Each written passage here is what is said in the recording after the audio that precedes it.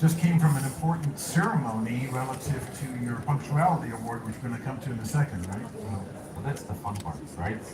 We had the chance of having Syrian with us today to give us the award of the most punctual global airline in 2023, which for us is a major milestone. It's an historic event. So being able to be there with the team and celebrating that with the team is it's really the moment where they like feel like boost of energy that keep you continuing, doing what you do every day. Well, it's great recognition of the great work you've done and the whole team. We're going to get into that and understand how you guys got there. Maybe just a little bit of background first. Fred is the president and CEO of Avianca, was deputy CEO since September of last year. Before that, chief operating officer since 2021. He has a long history dating back to predecessor companies. TACA, that they were predecessor companies, was also involved in the two airlines down in the southern part of the continent with Avianca Brazil, Avianca Argentina. Originally from Portugal, probably wouldn't know it. Fred's Latin American, but he's Portuguese, right? 15 years already in Latin America. Okay. But, Portugal is always a special place. Adopted Latin American. Yes, I was adopted. That's right.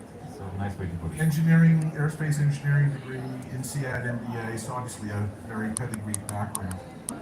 I'm sure you guys are familiar with Avianca. I don't need to tell you too much about it, but it's actually a fairly large, complex company. Obviously operates across the region in its entirety. The airline itself, Light Miles, important frequent flyer program, a very substantial cargo business that has all been growing and doing well. 140 aircraft fleet, 320s, Dreamliners, 75 destinations, 25 countries. Last year, 32 million passengers. That's quite a substantial accomplishment. If I have it right. 32.4 and going for 40 this year. Going for 40. Wow. Okay, that's huge growth. And Light Miles is one of the biggest loyalty programs, 12.4 million members. So a substantial business. So that's the background here. Let's start with the strategy that you guys have adopted that's got you where you are today, right? I mean, the airline has gone through an important transformation under your leadership, Adrian and others. How would you define the strategy of the company today? So first of all, just one note on something that a lot of people don't realize, but Avianca is not one airline. It's 8. We have 8 operational certificates, of which 6 are passengers and 2 are cargos, that are spread out across 6 different countries. So that's really the fun part of managing Avianca. It's not Colombia. It is Colombia, Yes. but it's much more, right? Yes. And how I would define our strategy. I'm going to get a little bit corny to say, I think it's defined by our logo, which is El cielo es de todos. The sky belongs to everyone. And that's how we built the airline, that vision exiting Tacola. We knew that if we wanted to survive, we had to be capable of reaching to the two sides of the spectrum. Meaning, on one hand, the budget conscious traveler, and there are many, and I'll get to that, right? But at the same time, we had an amazing hub in Bogotá and in El Salvador, and we had a very profitable long-haul operation, right? So we did with a final model, that is, how can we find a path where we can deliver a product for the passenger that's looking for the cheapest fare, doesn't want to carry it, not even a carrier, right? And just wants to get from A to B safe on time, right? And on the other hand, we have a very successful wide-body operation. We have a very successful loyalty program, which is Life Miles, right? And we still have a lot of customers that are willing to pay a little bit more for the tickets, right? So this is a model that I think, maybe I said it, the way I see it was born in Europe between, in order to, on one hand, compete with the low-cost carriers, but at the same time, to take advantage of a wide-body network in the hubs. And so that's where we want to go. And that was the vision, right? Now, how you get there, the first step was, it was clear for us that if you want to, and that was, I would say, even the hardest part, if you wanted to to be an interesting product for the budget conscious traveler, then you need to rethink your whole operation. You need to rethink your cost structure. And that's what we've been doing for the past 3 years. Our CASK ex-fuel pre-pandemic was 6.2 cents. Today is around 3.8. That's a huge jump. And we're still not happy. Okay? And that is what has allowed us to effectively not only compete with low-cost carriers in the region, but also to bring new customers to Avianca. We estimate that in Colombia, between 15 and 17% of the customers that flew domestic with us flew for the first time.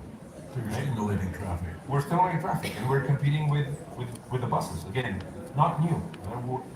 We had very clear that we're not going to reinvent the wheel, but we just wanted to be really focused on how to execute in order to, on one hand, have a competitive narrow body operation that can compete with any low cost in the region and can really deliver a product that fits the passengers looking for a cheap ticket.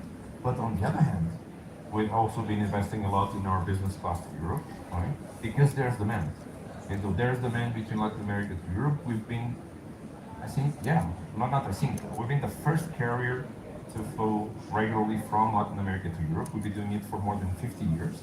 And there's demand. So you need to be able to have a product that allows us to compete in both sides. Provide choice. Yeah. But talk about that, Fred, because for everybody. But I remember, correct me if I'm wrong, and maybe a little unfair, but when the airline was first exiting, there was this perception or even talk that it was trying to become an LCC. And I think particularly in this market, in Colombia, that had been used to more service-centric offering, food on board, etc., that some of the business travelers said, hey, what's going on here? This isn't the Avianca that I knew. So did the pendulum go this way and you've sort of swung it back a bit, or is that an unfair characterization? No, I don't think we have swung it back, but of course that it's Avianca with everything that implies, meaning our major competitor today, it's still Avianca. It's not the other airlines. No, they don't compare us with any of the other airlines. They don't compare us with either LATAM or Copa or some of the low cost. When passengers they complain, they compare us to their Avianca that didn't exist anymore. So imagine when we had to start really enforcing, baggage policy. That was one. When we decided that on narrow body flights, we're going to a buy on board model, all right? Or when we start selling naked fares without carry-on. For those passengers that have been used to fly for a lifetime with Avianca, it was a huge shock.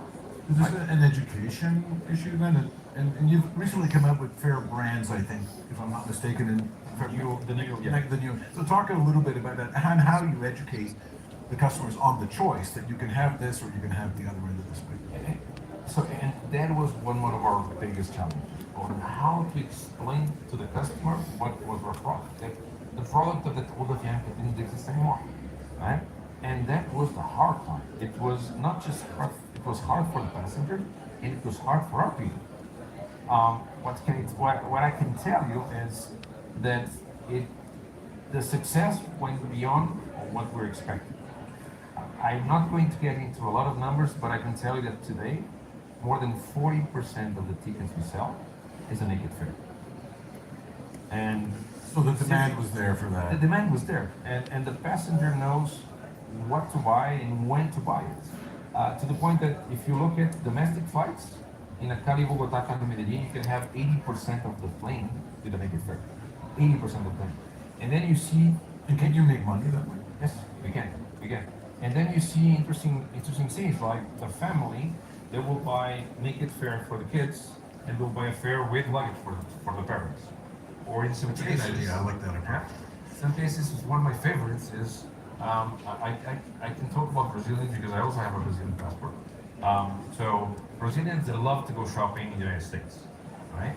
We have cases in the airport where they buy one of the legs naked, and then they buy everything in the States, including the luggage.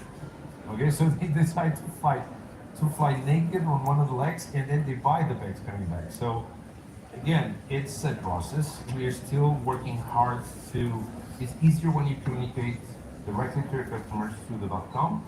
Through travel agencies at the beginning was harder, but our focus is that the customer understands our product and the customer benefits from our product. Talk about the new fare brands, if that's what you call them, that you announced in February, what that looks like, what people should expect.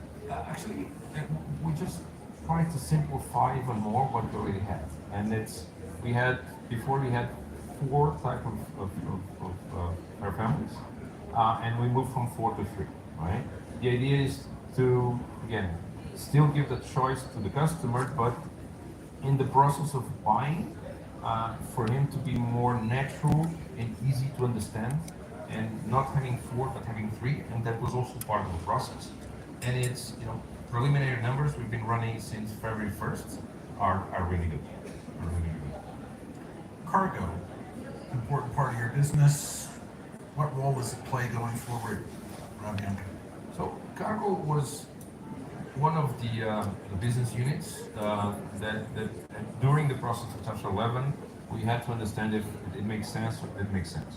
And the 3 were wide bodies, cargo, and light bodies, right? And at the end, we decided it made sense for multiple reasons. One, because historically, even ups and downs, the cargo operation was value creating, right? And 2, because also is how the industry is. The industry is done of ups and downs, And cargo historically is one of the factors that in the downturn sometimes helps us to have that slightly offset. Cargo during the pandemic was, I don't even have words, but the amount of money, I will say, the amount of money that air cargo in the world did during the pandemic was amazing, because there was a lot of demand and there was reduced offer. And we had clear that was going to pass. So we designed a cargo operation that was supposed to fly and be profitable, not during the pandemic when everybody just ordered planes, but on the regular market. And it's working. The integration of our, right now, 6 plus 5, 11, but soon to be 8, and I'll get to that, are performing within what we expected in terms of business plans, and are clearly value adding to the whole. Why are we going from 11 to 8? Because so we have 2 certificates. One is Tampa with 6 A330s, and then we have Aeronion in Mexico. We have 5 really old planes. When I say really old, A300s, okay? And we're exchanging those A300s and 767s for brand new A330s, But fewer of them. yeah, fewer. So cargo's got a part of the playbook going forward. It's a huge part of it. How about life miles? You guys had not completely spun it out, but I think you put part of it to private equity. You bought it back. What's behind that? What are you trying to do with life miles? I think it's also a movement that is not new in the industry. There was a lot of people who spun it out, and then at the end we realized that it made more sense to have it within the company. And so it's a profitable business unit. It continues to grow. So we had really good results, both on growth of Lifetime members as in the bottom line for 2023, and we continue to see it growing for 2024. So it's something that the customer really appreciates the value, right?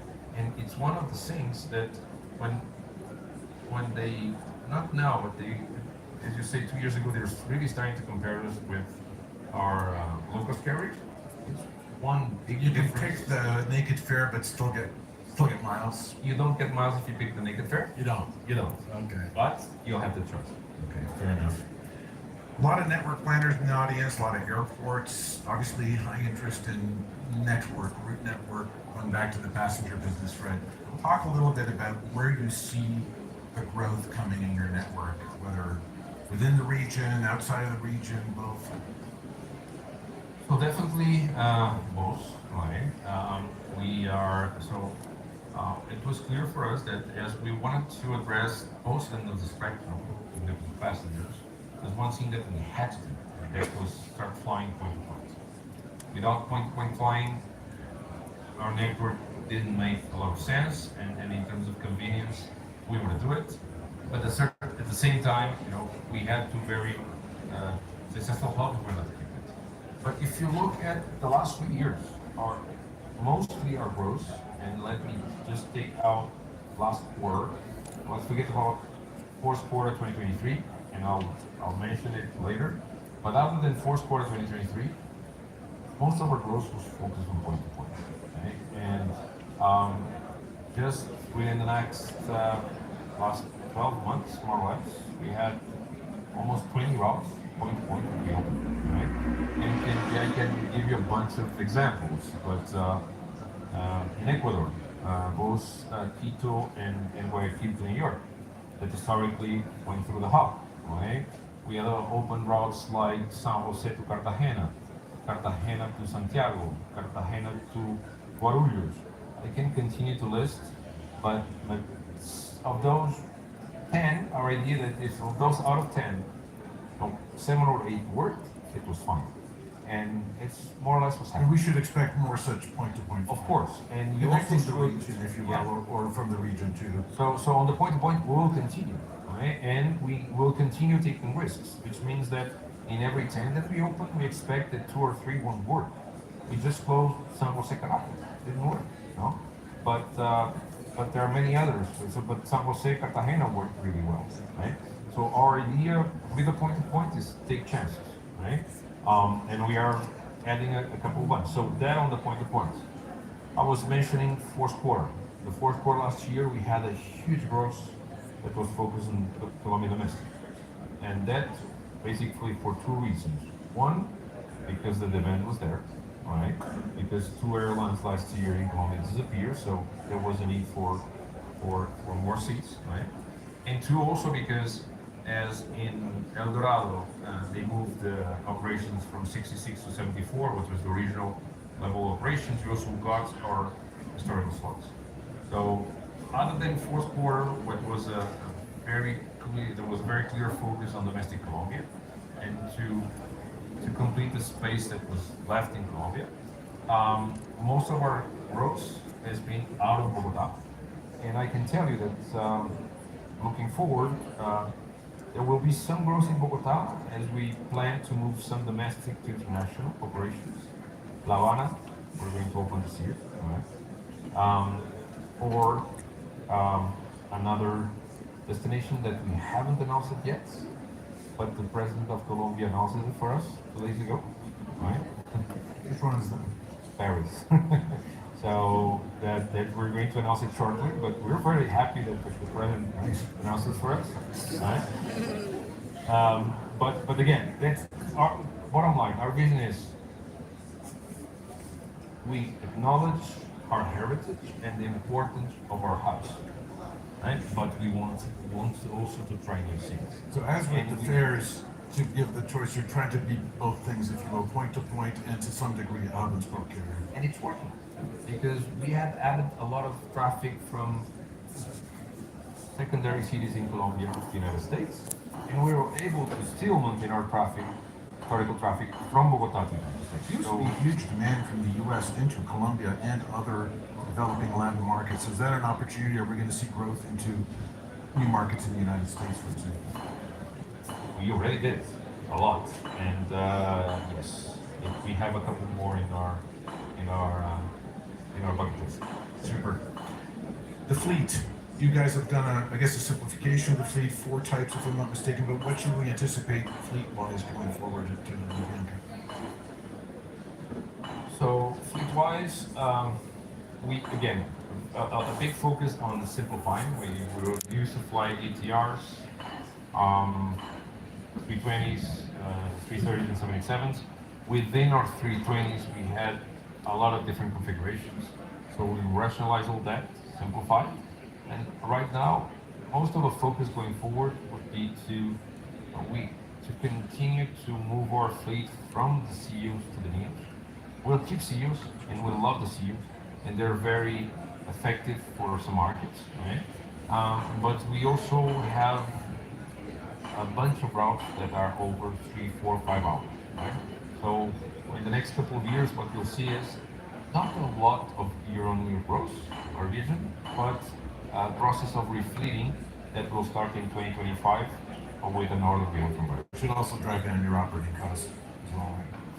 So let's talk about operations. Sorry, another part in performance, because you have no idea how our passengers that love to carry bags when they go to the United States, and the habit that we have both in Colombia and the United States in trying to fit all the bags into the operational performance of an ACP.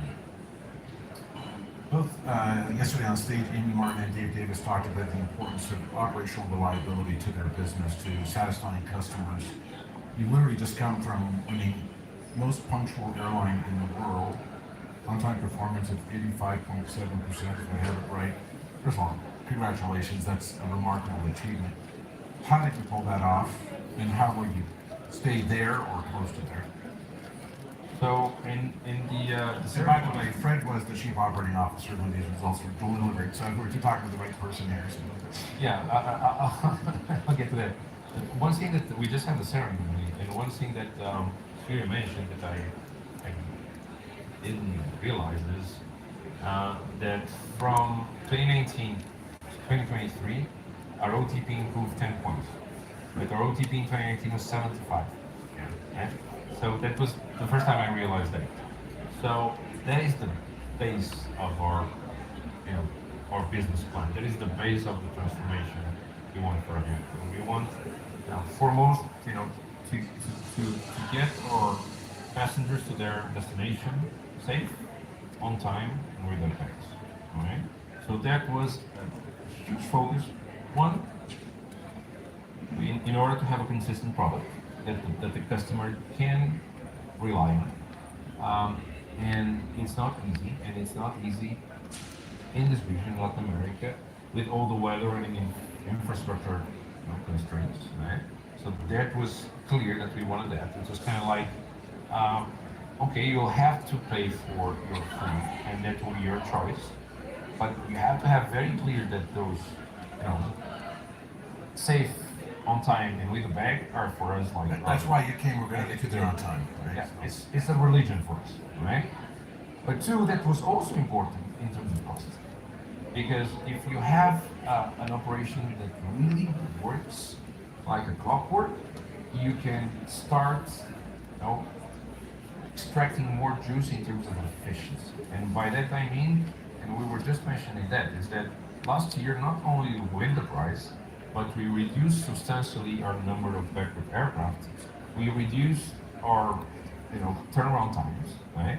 Because as you get more efficient, you can do it. So that also translates to having a more competitive cost structure that translates in cheaper tickets. And some airlines have translated it into fare premium, ultimately, right? Willingness to pay a little bit more knowing you're going to get there on time. Right, I think that right now for us, yes, who knows?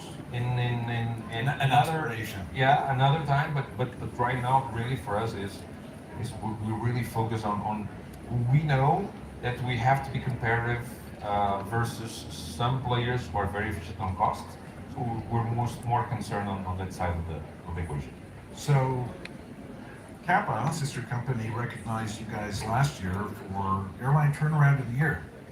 When is the turnaround going to get reflected in profits? So tomorrow morning, 8 a.m., we have our investor call. But let's say dial into that. Okay, you can dial into that. But let's say that 2023 was a year that was better than we expected. A transformational year for you. As a whole, both in operational side, the financial side, on things that for me are reflective of all the work that we're doing is that pre-pandemic we had like our corporate engagement of our people was around 66%. Right now is at 82% with 91 participation. So when I look at 2023, I think about that amazing and really engaged team that we have about UTP and what we're going to talk about more at 8 a.m. tomorrow.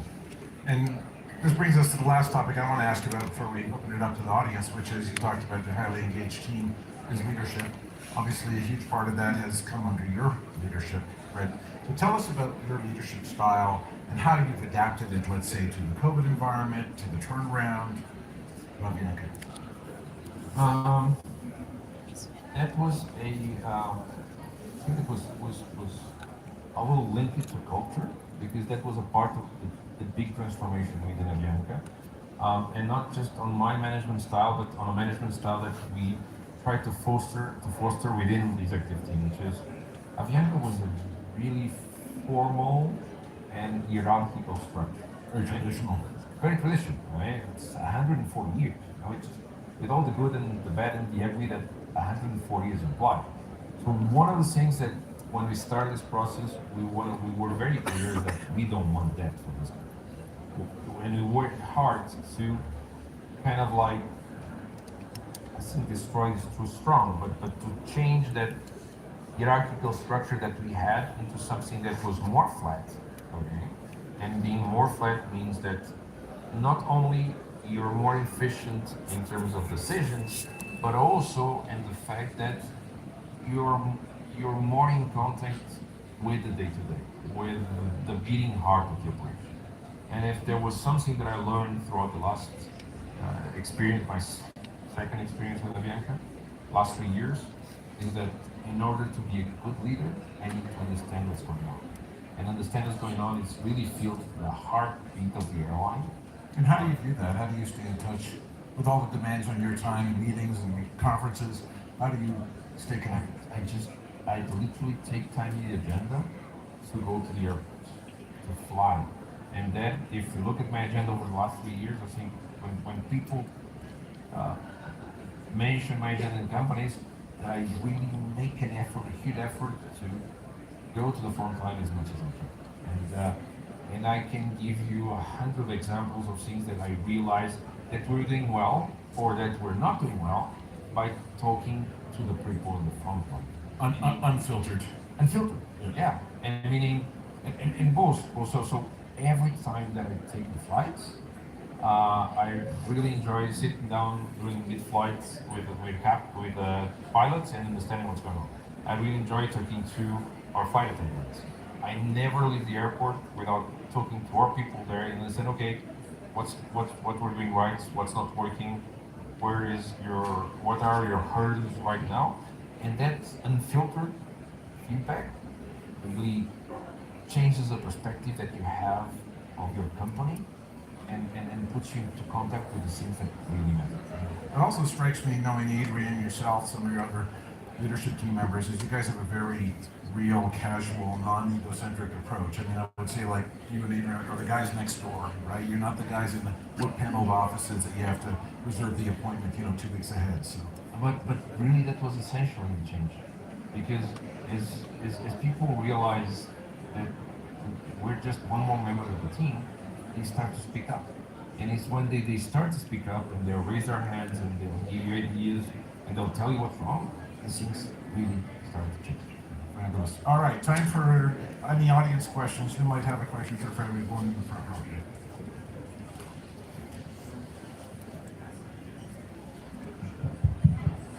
Hello, my name is Pablo Díaz from Aviación de Argentina. Federico, 2 questions in one. The first one is, how things are going with GOL since the last challenges that we're having regarding Chapter 11, and how is the synergy between the companies, and even a little bit about the Aerolíneas Argentinas partnership quoting. And the other one is, what would it take to Avianca to come back to Brazil and Argentina as a brand in that case? So 2 really good questions. So the first one, I'll have to give you I'll try to keep it in 3 seconds. Disclaimer, saying that Avianca is one thing, GOL is other. They're totally independent, they're completely independent companies. So of course I know some of the stuff that is going on in Brazil, but really we have different management teams that report to the whole. I believe that the process in Chapter 11 for GOL was necessary. Actually, it was one of the last that didn't do anything similar, you know, because Azul last year did an out-of-port restructuring as well. So it's going through the process. I know the team that is leading it because it was the same one in Avianca. I know Adrian very well, so I'm 100% sure that they will take it to a successful exit. I have no doubts about it. Okay? Now, of course, that's having a team through Chapter 11, it's a lot of work. So it is a lot of work. Probably there are initiatives that we were originally planning for this year, that because the goal team is focused on Chapter 11, probably will take a little bit more time. But the vision remains the same, and the vision of having a strong Abra across Latin America is something that we truly believe and that we will continue to work. The second question was, so Brazil, we have Abra, okay, so and we have Gold there, so no reason to have Avianca brand in Brazil because we have, when I say we, I mean like the extended family, okay? Right? And you've been there, done that with that one, right? I've been there, done that, yes. For another conversation. Another conversation. Okay? I've been there, done that, and I was also in the board of Avianca Argentina, right? So I think that Argentina will depend a lot on what we're going to see with the government, with open skies. My team was in Argentina last week, and we heard a lot of ganas, a lot of will to really open up the skies and to be capable of adding flights that we've been dreaming about for many years, right? So I'll tell you that in terms of international flying, what we heard last week, I think it's going to change very fast, okay? As for the domestic, I see we'll have to see what happens in terms of the political environment. Thank you, Fred. Other questions for Fred? Over there. Hello, Frederico. Marcos from NC Airports. You know Brazil and Colombia very well. Why is possible cheap fares in Colombia and it's not possible in Brazil? Softball questions. Yeah, no. First of all, it's somebody just record that and send it to some Colombian politicians that are always complaining, saying that the fares in Colombia are really, really expensive. Okay, so I think it's a tough question, and it's a tough question even more because one thing that is going to be my battle, and please, my friends from the airports, don't kill me here, okay? Yes, Ramon, I'm talking to you. Yes, is that the airport costs in Brazil for passengers are lower than Colombia, okay? You can have, when you compare and you know, you have Guarulhos in the back smiling, okay? And that is a huge part of the ticket. Right now, our issue here, and I promise I'll answer your question, our issue here is to lower tickets. Our allies will also have to lower the cost of airport costs, for instance, that represents still a huge part of our fares. Airports and taxis can represent in Colombia about 25% of the final cost, and in international flights up to 60-65% of the total cost, which is nuts, right? Now, why Brazil? I think that one of the reasons that Brazil is really limited right now in terms of capacity, okay? And I would like to give you another magical answer, but I think when I look at Brazil right now, there's more demand than there's capacity for many, many reasons, right? Whilst if you look at Colombia, Central America, other markets, we'll talk about Colombia because it's more balanced right now. The balance between the capacity that is the market and demand is more in line, right? Now, if you go to other markets, like for right now, CamNam, there's far more capacity than demand. And what you're seeing is that you're paying historically low prices. But looking at Brazil, I think Brazil, it will get better, but right now, and I suffer from that because I have to pay for Brazilian tickets, there's a strong demand, and the capacity haven't been able to. Time for maybe one more. Should have mentioned that, was it 2 months ago? Rafaela, your wife, delivered your first child, Bruno. Congratulations. Thank you. And you're delivering a new child here in Avianca, which is growing up to be a great success story. I wore my Delta 360 socks yesterday. I saw it. But today I'm wearing Red side. Avianca red, maybe some other articles of clothing you can't see all in red.